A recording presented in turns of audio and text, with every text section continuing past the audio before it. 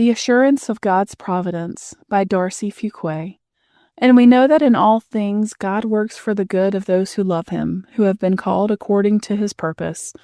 Romans chapter 8, verse 28. Singing was a significant part of my Sunday school experience as a little girl. Not only is singing something most children love to do, but it's also a great way to learn and remember Bible passages. Several decades later, I can still recall the words to many of those beloved songs. I can still picture sitting crisscrossed on the rug, cupping my hands together and singing the old hymn, "He's Got the Whole World in His Hands." Then we would lace our fingers and make them wiggle to simulate all the little people who are in God's hands. As a child, I imagined the great big world as a tiny sphere compared to the grandness of our Father's hands. I would picture myself standing still and steady in the middle of the spinning earth, knowing without a doubt that I was in the loving care of the one who was in control. I have clung to the assurance of God's sovereignty and omniscience throughout the years, especially during times of chaos and uncertainty.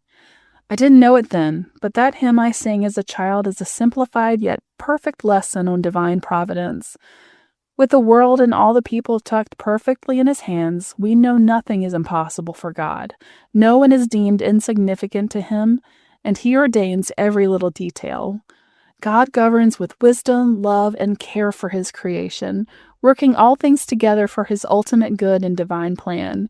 Through his providence, the Lord protects, guides, and provides for us.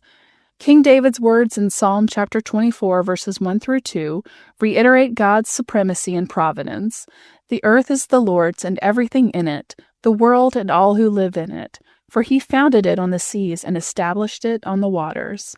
Friend, when the world around us seems to be spinning out of control, we must hold tight to the truth that God has always been and is still in control. Take comfort and courage in knowing that you were created on purpose and made for a time such as this. Esther chapter 4, verse 14.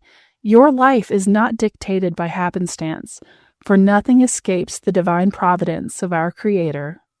Questions for reflection. What is one burden you are trying to carry on your own that you need to lay down at Jesus' feet today? When anxiety from circumstances beyond my control hits me, I recite Proverbs chapter 3, verses 5 through 6 repeatedly.